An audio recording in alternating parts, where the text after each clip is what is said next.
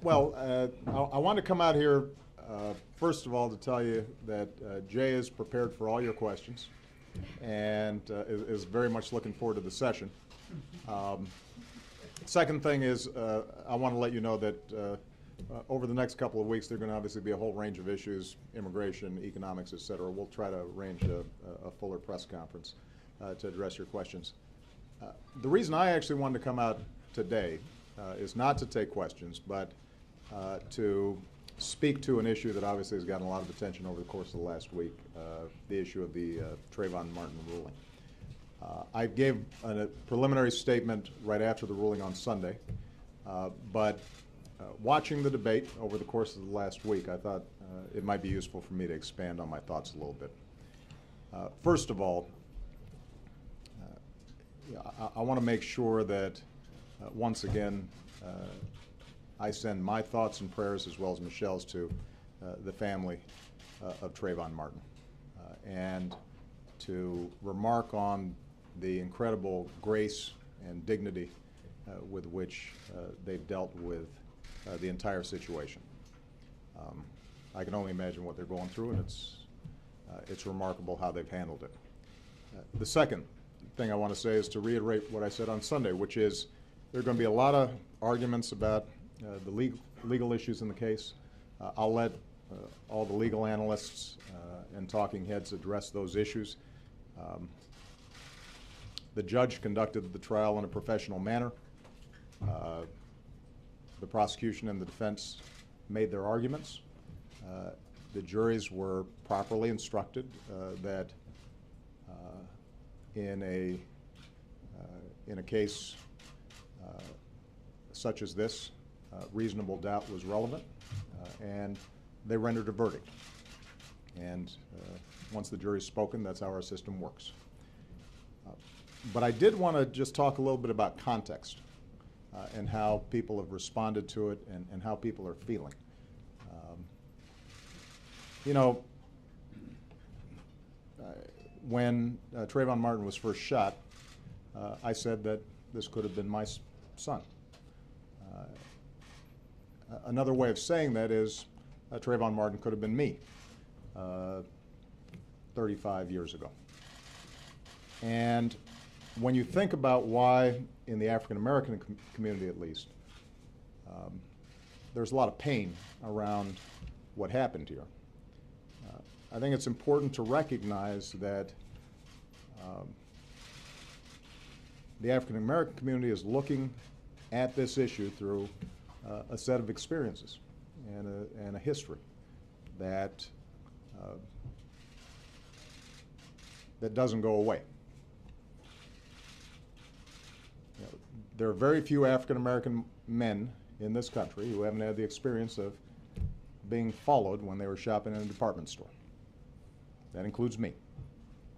There are very few African American men who haven't had the experience of walking across the street and hearing the locks click on the doors of cars.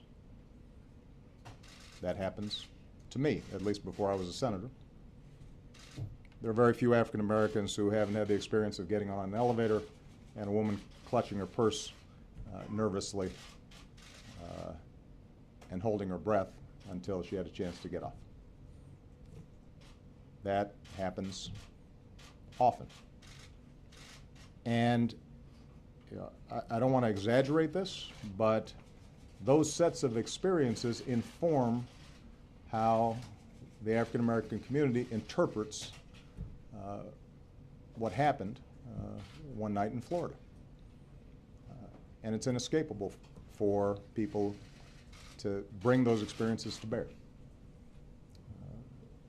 The African American community is also knowledgeable that there is a history of racial disparities in the application of our criminal laws.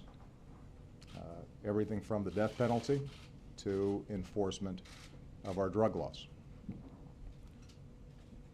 And that ends up having an impact in terms of how people interpret the case.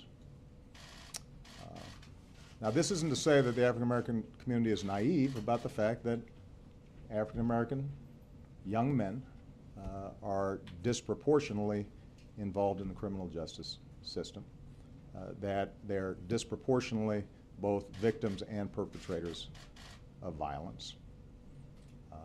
It's not to make excuses for that fact, although black folks do interpret the reasons for that in a historical context. They understand that some of the violence that takes place in poor black neighborhoods around the country is born out of a very violent past in this country, and that the poverty and dysfunction that we see in those communities can be traced to a very difficult history.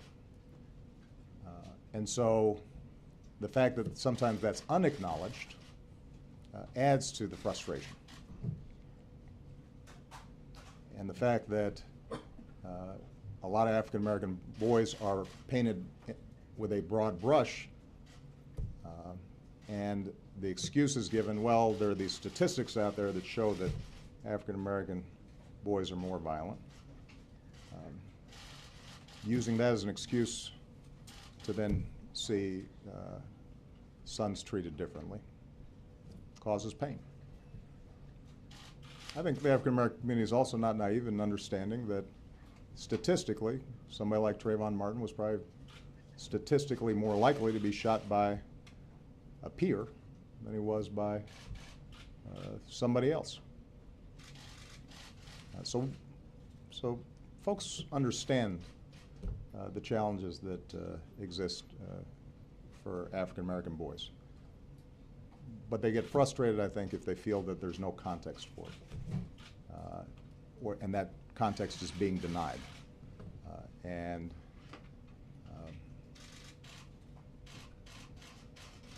that all contributes, I think, to a sense that if a white male teen was involved in the same kind of scenario, that from top to bottom, both the outcome and the aftermath might have been different. Now, the question for me, at least, and I think for a lot of folks, is where do we take this? How do we learn some lessons from this and move in a positive direction? I think it's understandable that there have been demonstrations and vigils and protests, and some of that stuff is just going to have to work its way through as long as it remains nonviolent. If I see any violence, then I will remind folks that that dishonors what happened to Trayvon Martin and his family. But beyond protests or vigils, the question is, are there some concrete things that we might be able to do? I know that Eric Holder is reviewing what happened down there, but I think it's important for people to have some clear expectations here. Traditionally, these are issues of state and local government. The criminal code and law enforcement is traditionally done at the state and local levels, not at the federal levels. That doesn't mean, though, that as a nation, we can't do some things that I think would be productive. So let me just give a couple of specifics that I'm still bouncing around with my staff. So we're not rolling out some 5-point plan, but some areas where I think all of us could potentially focus. Number one, precisely because law enforcement is often determined at the state and local level, I think it would be productive for the Justice Department, governors, mayors, to work with law enforcement about training at the state and local levels in order to reduce the kind of mistrust in the system that sometimes currently exists. When I was in Illinois, I passed racial profiling legislation, and it actually did just two simple things. One, it collected data on traffic stops and the race of the person who was stopped. But the other thing was it resourced us training police departments across the state on how to think about potential racial bias and ways to further professionalize what they were doing. And initially, the police departments across the state were resistant, but actually they came to recognize that if it was done in a fair, straightforward way, that it would allow them to do their jobs better, and communities would have more confidence in them, and in turn be more helpful in applying the law. And obviously law enforcement's got a very tough job. So that's one area where I think there are a lot of resources and best practices that could be brought to bear if state and local governments are receptive. And I think a lot of them would be. And let's figure out, are there ways for us to push out that kind of training. Along the same lines, I think it'd be useful for us to examine some state and local laws to see if they are designed in such a way that they may encourage the kinds of altercations and confrontations and tragedies that we saw in the Florida case, rather than diffuse potential altercations. I know that there's been commentary about the fact that the stand your ground laws in Florida were not used as a defense in the case. On the other hand, if we're sending a message as a society in our communities that someone who is armed potentially has the right to use those firearms, even if there's a way for them to exit from a situation, is that really going to be contributing to the kind of peace and security and order that we'd like to see? And for those who resist that idea that we should think about something like these stand your ground laws, I just ask people to consider, if Trayvon Martin was of age and armed, could he have stood his ground on that sidewalk? And do we actually think that he would have been justified in shooting Mr. Zimmerman, who had followed him in a car, because he felt threatened? And if the answer to that question is at least ambiguous, then it seems to me that we might want to examine those kinds of laws. Number 3, and this is a long-term project, we need to spend some time in thinking about how do we bolster and reinforce our African American boys. And this is something that Michelle and I talk a lot about. There are a lot of kids out there who need help, who are getting a lot of negative reinforcement. And is there more that we can do to give them a sense that their country cares about them and values them and is willing to invest in them? I'm not naive about the prospects of some grand new federal program. I'm not sure that that's what we're talking about here, but I do recognize that as president I've got some convening power, and there are a lot of good programs that are being done across the country on this front. And for us to be able to gather together business leaders and local elected officials and clergy and celebrities and athletes and figure out how are we doing a better job helping young African American men feel that they're a full part of this society, and that they've got pathways and avenues to succeed. Yeah, I think that would be a pretty good outcome from what was obviously a tragic situation, and we're going to spend some time working on that and thinking about that. And then finally, I think it's going to be important for all of us to do some soul searching. There's been talk about, should we convene a conversation on race? I haven't seen that be particularly productive when politicians try to organize conversations. They end up being stilted and politicized, and folks are locked into the positions they already have. On the other hand, in families and churches and workplaces, there's the possibility that people are a little bit more honest, and at least you ask yourself your own questions about, am I wringing as much bias out of myself as I can?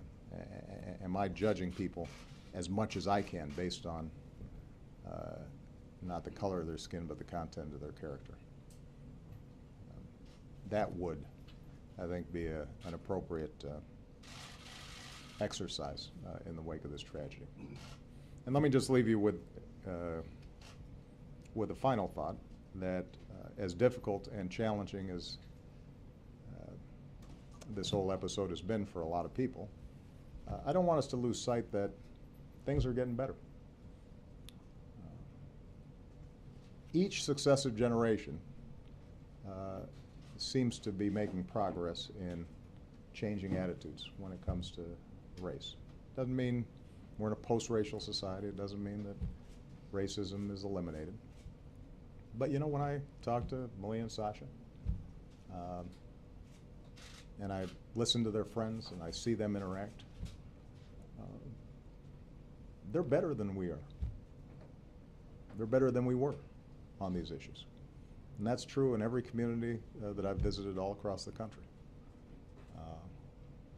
And so, you know, we have to be vigilant, and we have to work on these issues, and those of us in authority should be doing everything we can to encourage the better angels of our nature, as opposed to using these episodes to heighten divisions. But we should also have confidence that kids